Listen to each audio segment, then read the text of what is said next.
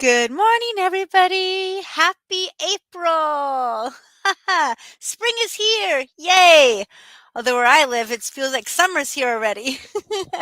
But yet, where I used to live, they had snow last week. So, what's the weather like for you guys where you live? Is it winter? Is it spring? Or is it summer? Today's April 4th, and I'm here to talk to you about some updates in Outschool. And if you want to have any updates for any other platforms, you can drop it in the chat box or the live chat.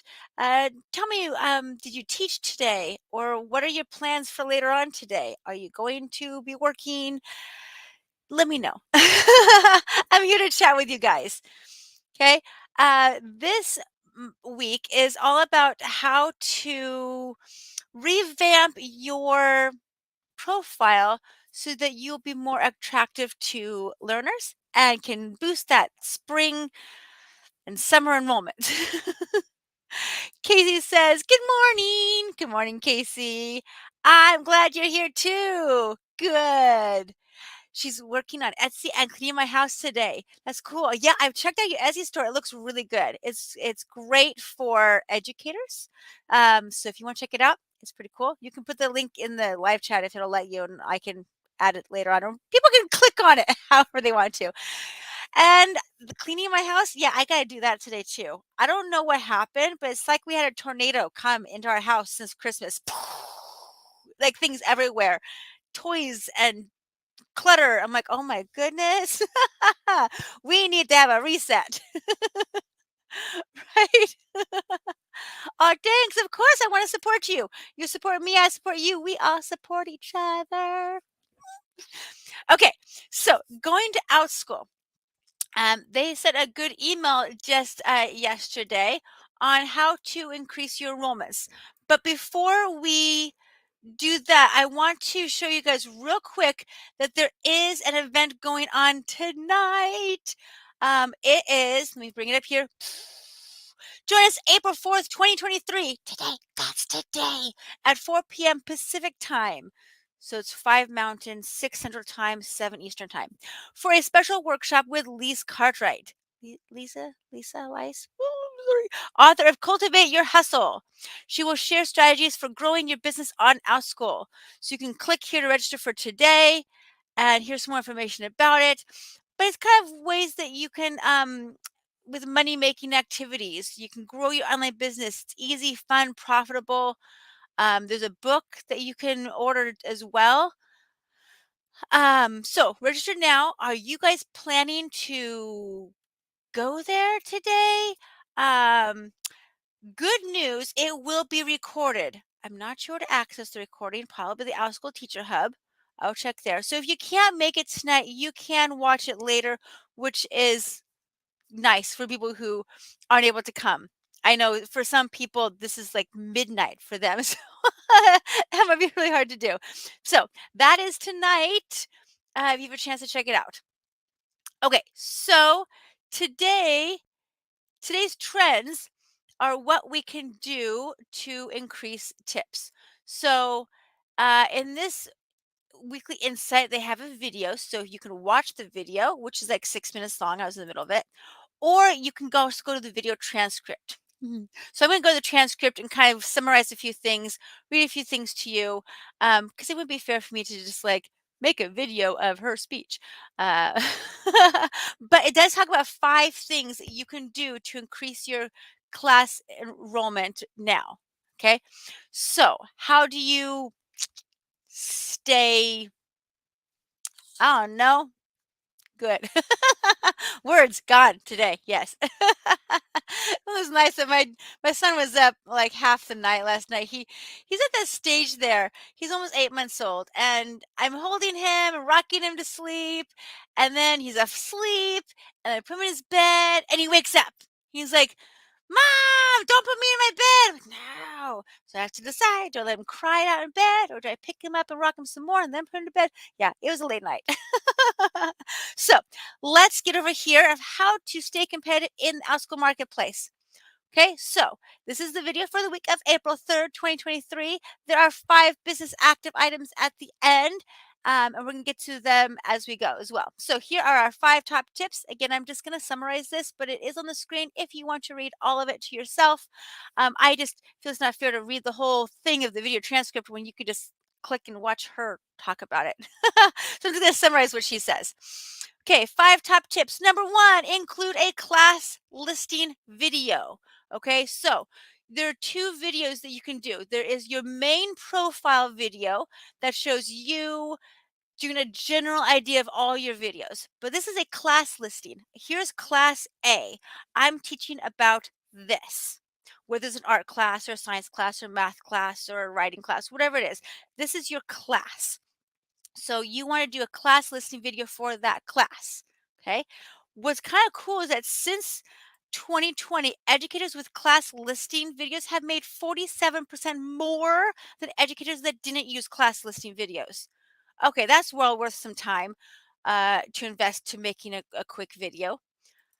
Listing that includes videos consistently have higher conversion rates than listings without videos.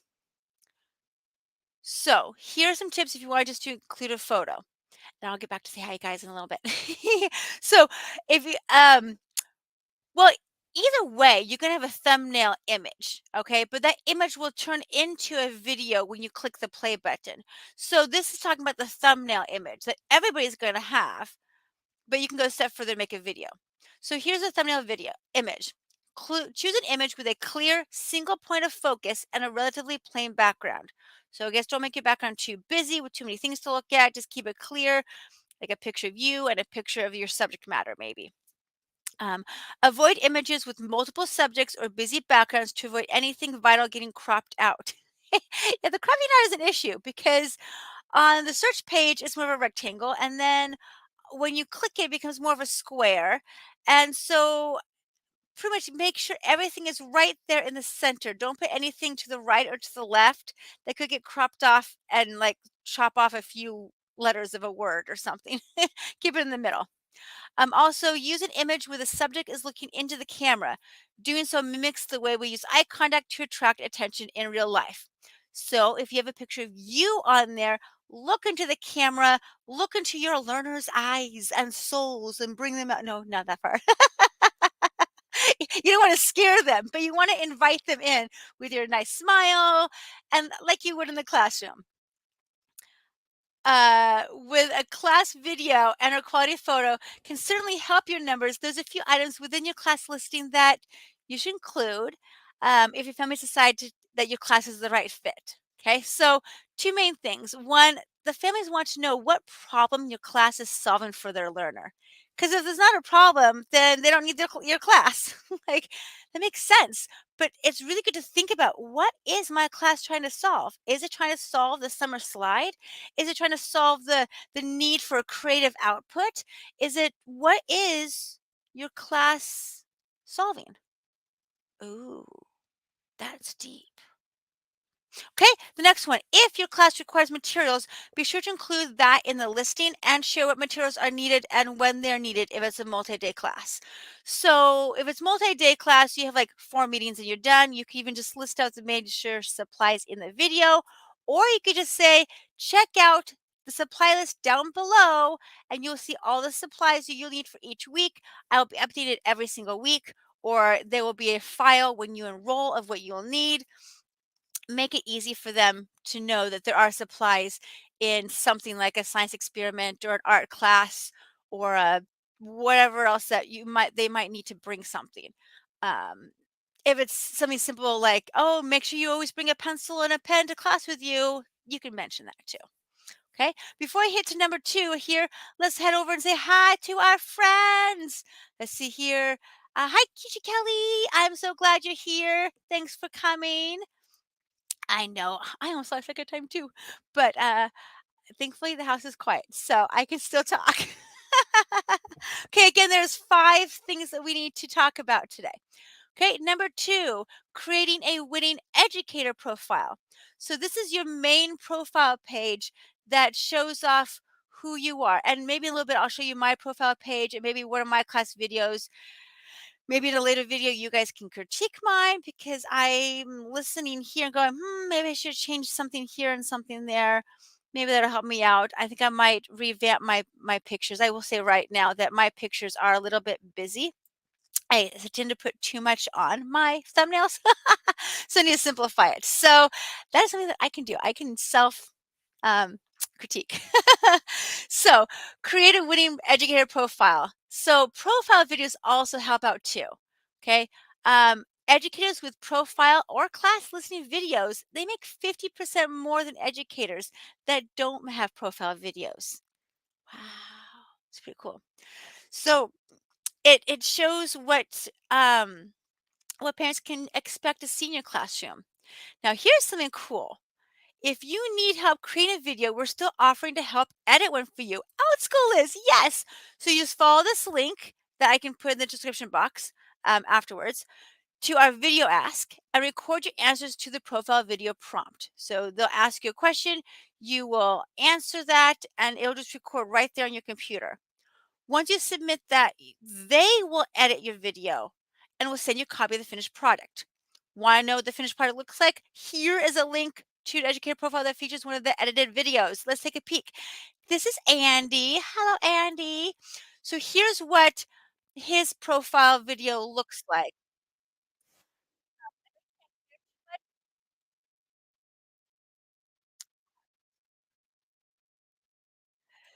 So his is about 4 minutes long, but see that it's got nice music in the background. It's got the little question here. He's answering the question.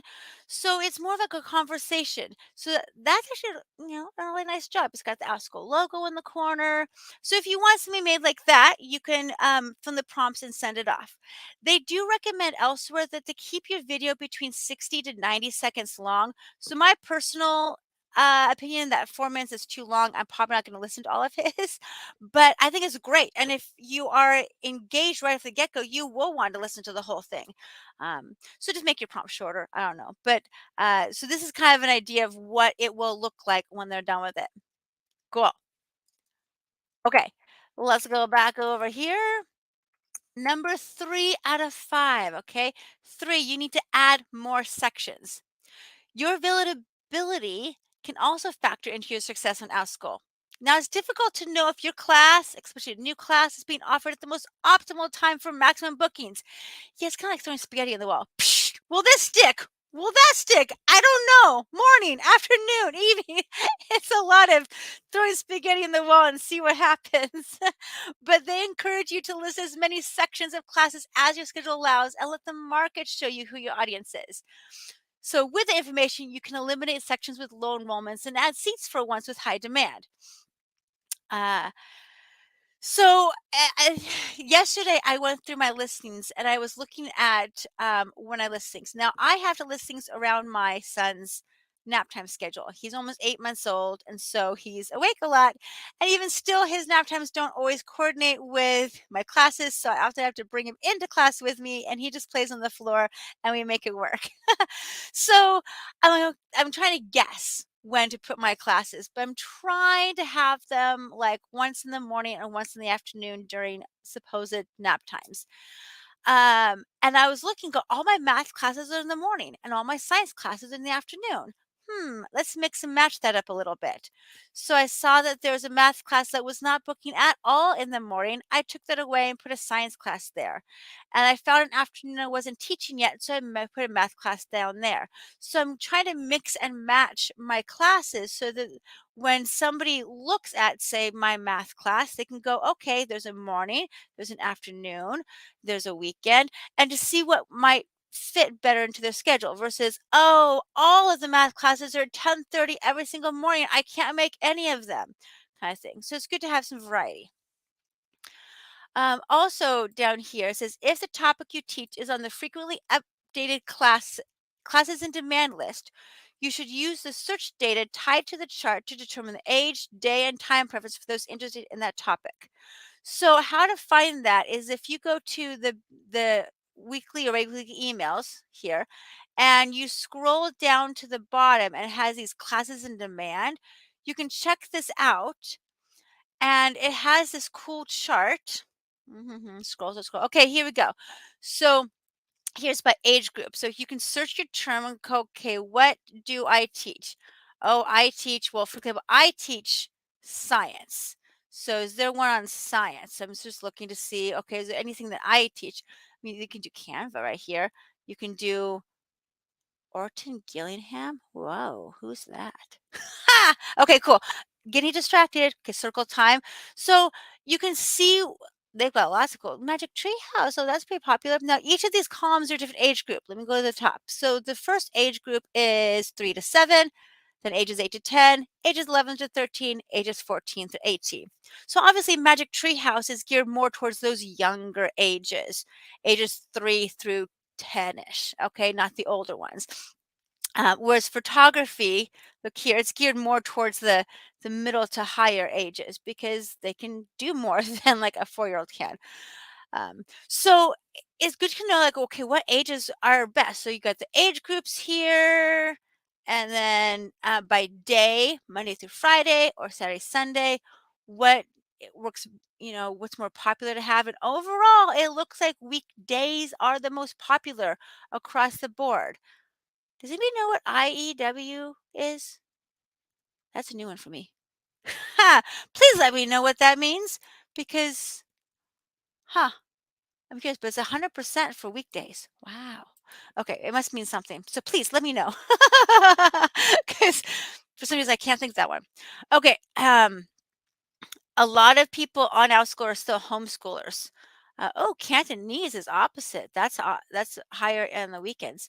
Okay, let's see what else is on here. Okay, then we have insights by time. Now this is Central Time Zone. When should you list your classes?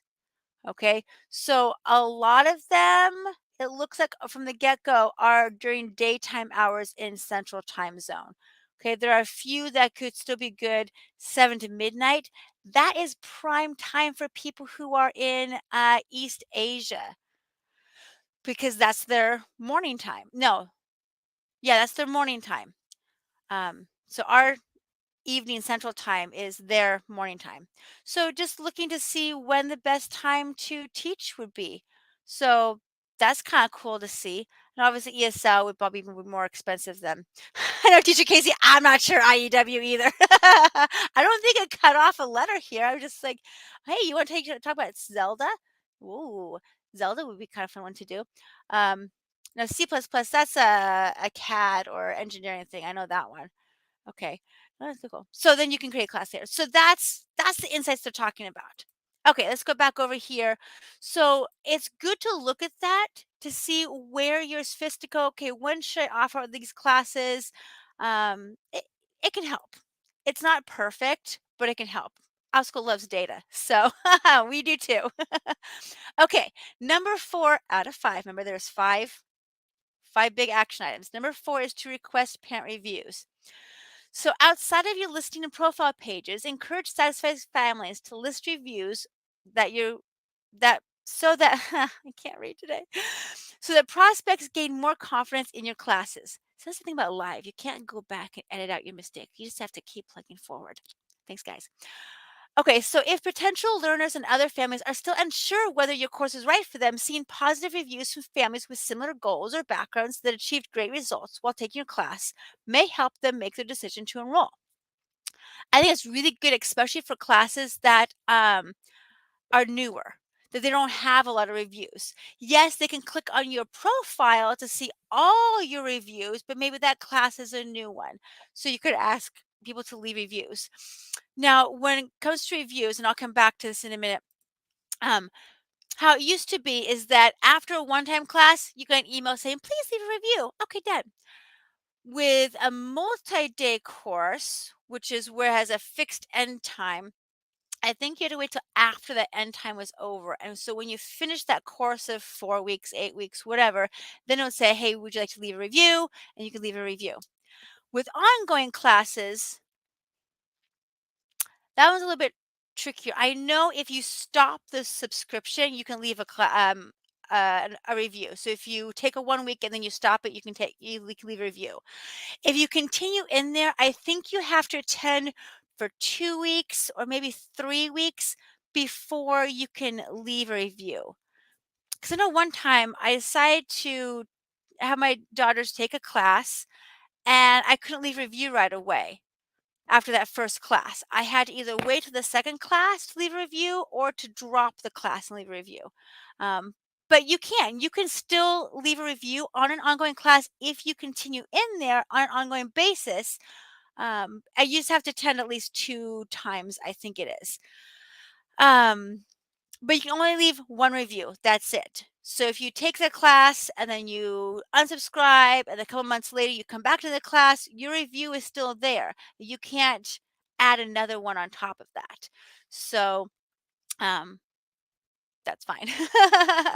And we as educators can respond to them positively or negatively. Just remember, if somebody leaves a bad review for you about your teaching or whatever, sit on it for a day, think about it, and then choose to respond or not respond.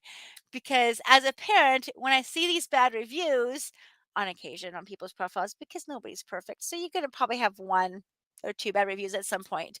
I not only look and read what the parent says about it, but I also look at the response of the teacher. And sometimes the teacher will give some more insight about what happened in the classroom to go, yeah, it's not the teacher's fault. That's the parent's fault.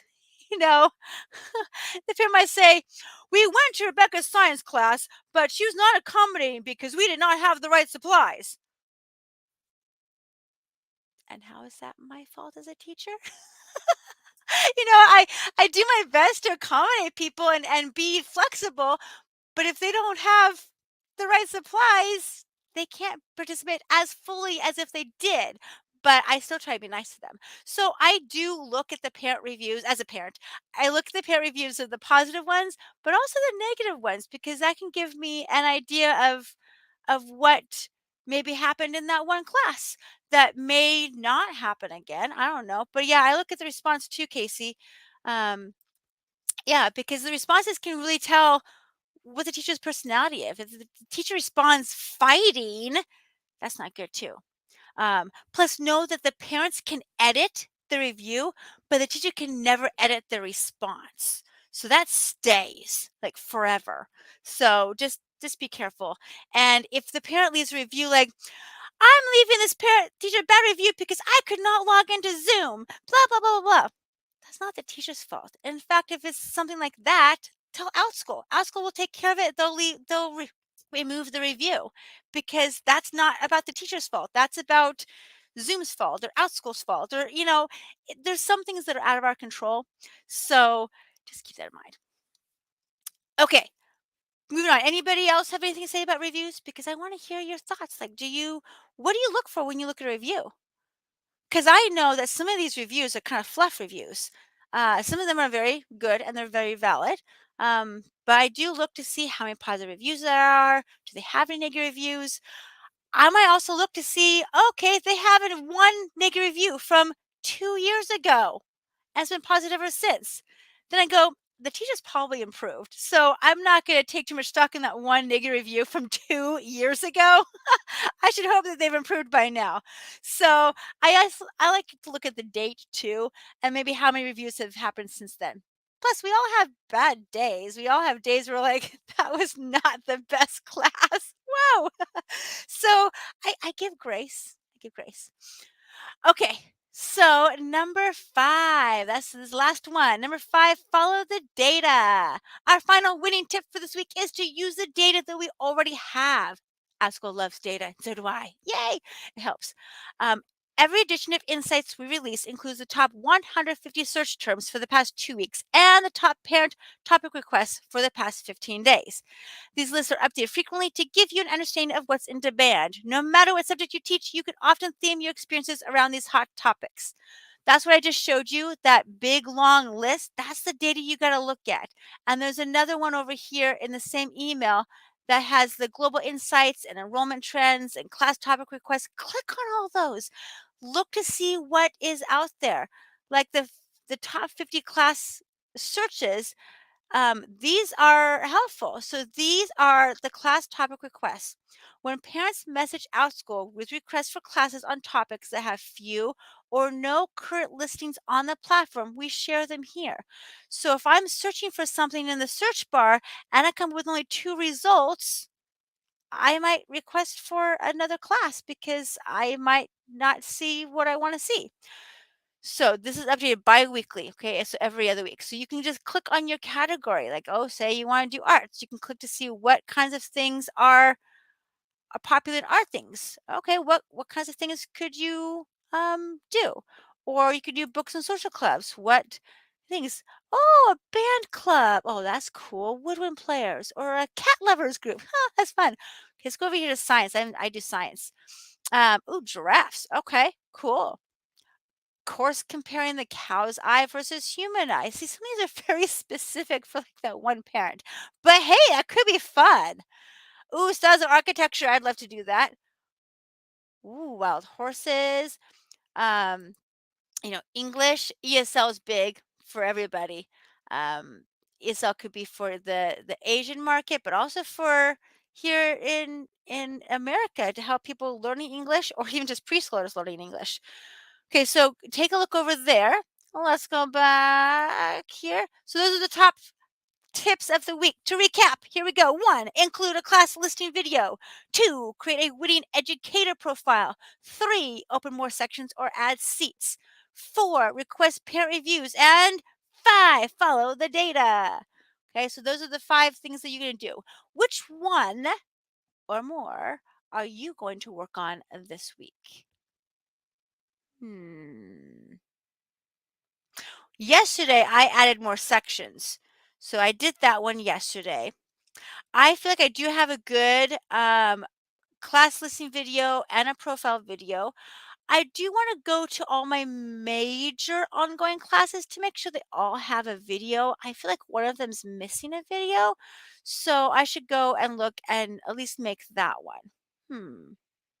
What do you guys think? What are you going to work on this week?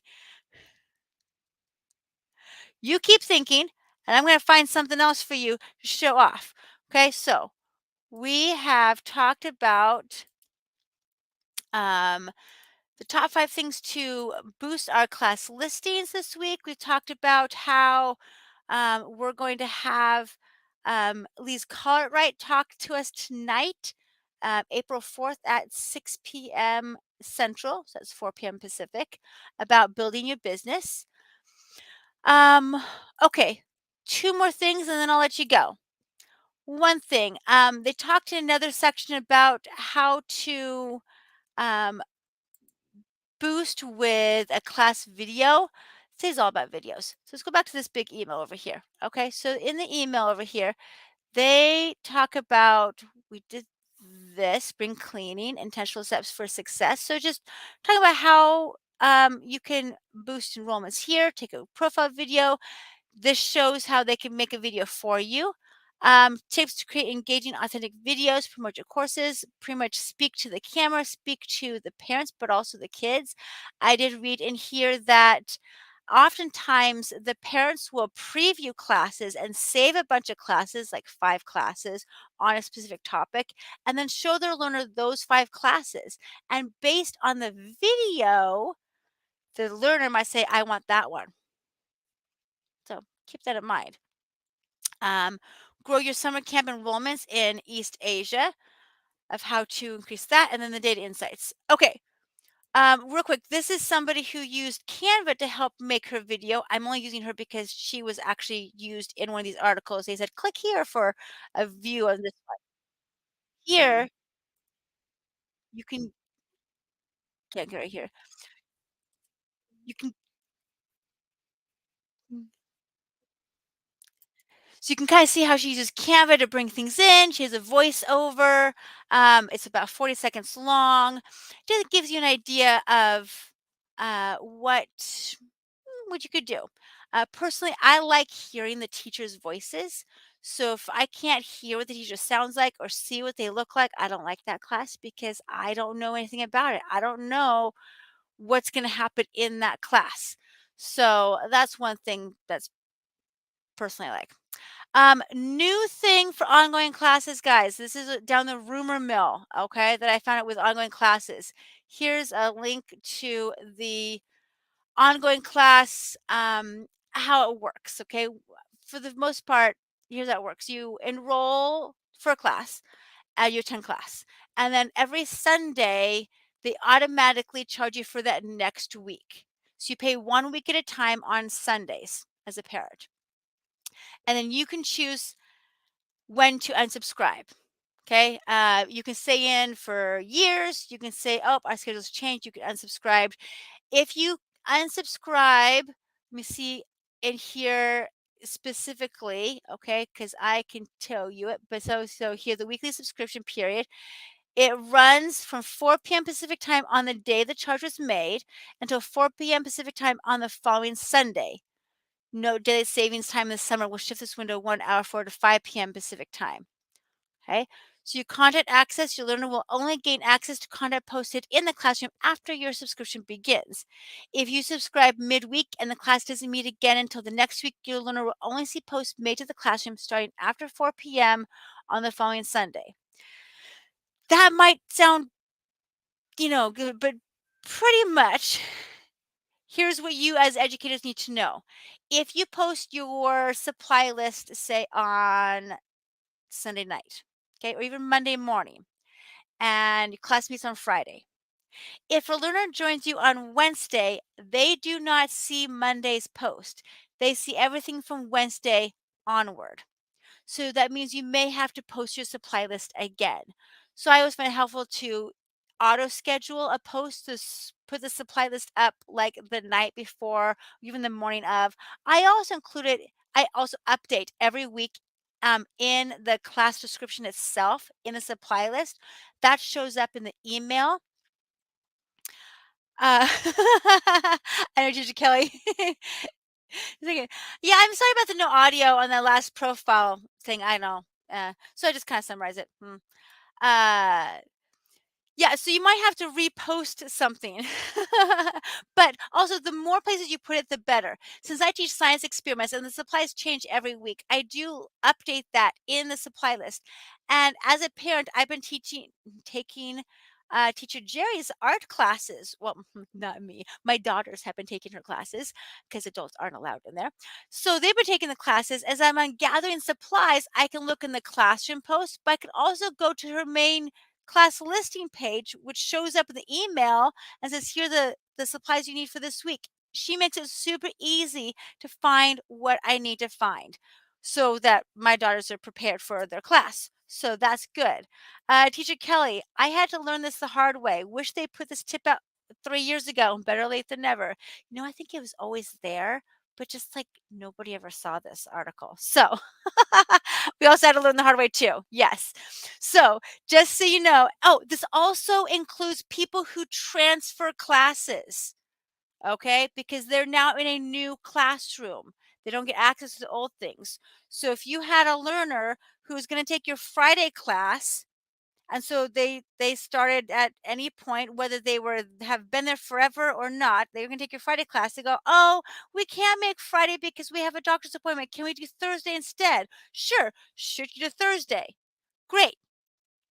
But they don't get access to what you posted in that classroom Sunday through Thursday, only from Thursday on, which makes it tricky because you already posted the supply list for them in their old classroom and the new one, but they don't get access to that because they're brand new to that Thursday classroom.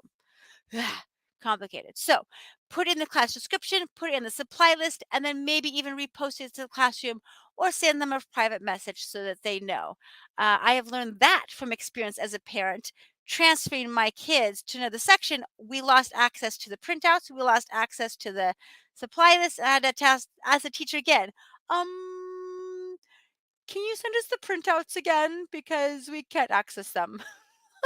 So as an educator, know that somebody might reach out to you on that, and that's okay. Okay, now here is a new thing, okay? Refunds and stopping your subscription. I know I'm going to tangent, and I might even make a whole another movie about ongoing classes because this is super important.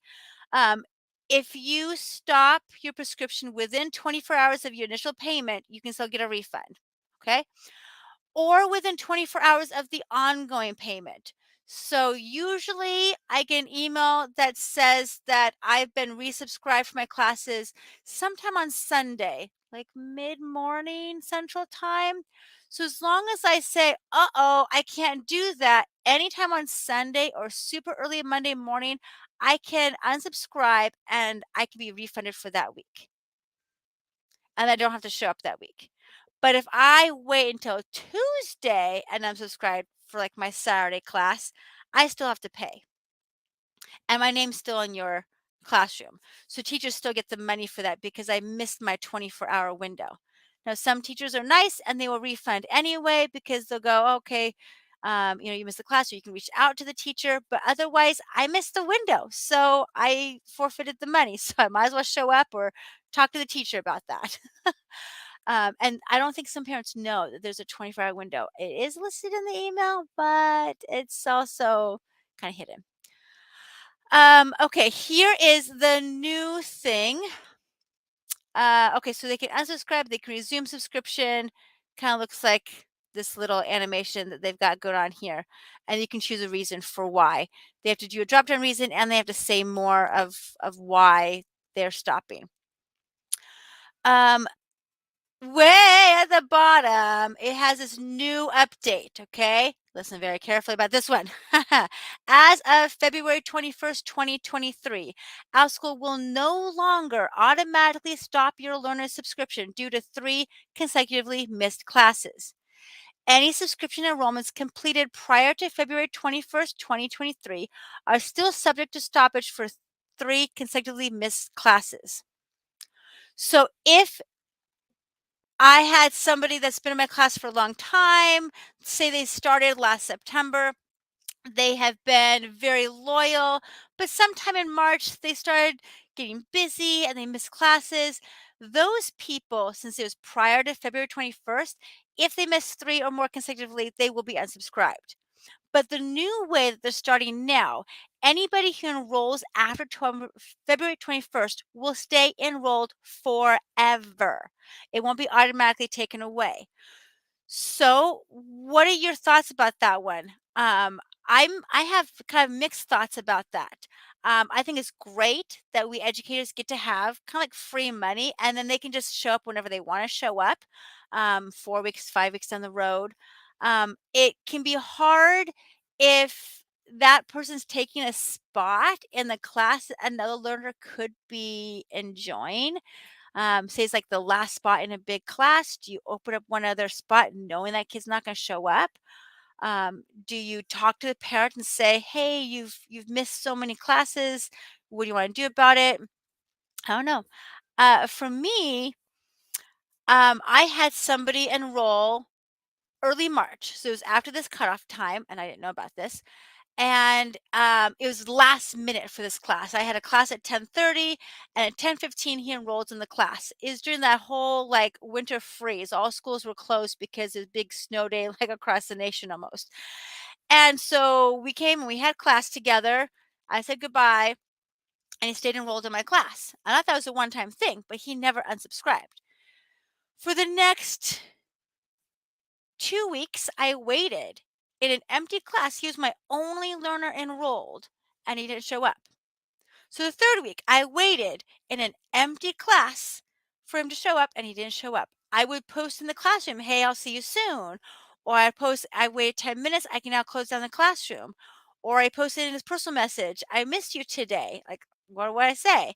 So after the third time, I'm like, okay, well, he's just going to get automatically dropped and I can go from there. And he wasn't. That's when I learned about this rule of after February 21st, they'll no longer be dropped. So last week was his fourth week that he wasn't there. And I did have another learner join. So I taught that learner, but then that learner wanted to go to a different section. So I sent him a message, well, the parent a message, and I said, "Hey, listen, I haven't seen you in class for many, many weeks. Um, you can do 3 things. 1, you can stay in this class and I will see you next week. 2, I can transfer you to another section of this same class. Or 3, I can unsubscribe you from this class and we can be done." And then I put an ultimatum because I did find that it's helpful for parents who notoriously do not respond to messages. Like they never see it, they never read it, they don't respond. Say, "If I don't hear from you, this is what's going to happen." That way you can follow through. You're not waiting for a response. So that's kind of very helpful. So I said, if I don't hear from you or if you miss the next class, I will unsubscribe you after our next meeting. So I let them have one more week to show up or not show up. He did not show up. So then after that fourth time, I said, I need to open this time for another class that could possibly get more enrollments. I'm going to unsubscribe you now. I hope to see you in a future class. And I just did it. I mean, I don't know if that's what you're supposed to do or not. I don't know, but I cannot rant time. I cannot revolve my life and my kids' lives to coordinate nap time, to be at a specific time, to sit on my computer for nobody to come. Yes, it's free money and I can get other things done, but what are your thoughts on this? Like, should I have kept him in the class for the next 3 months and just say, I'm going to revolve my around and get that one person?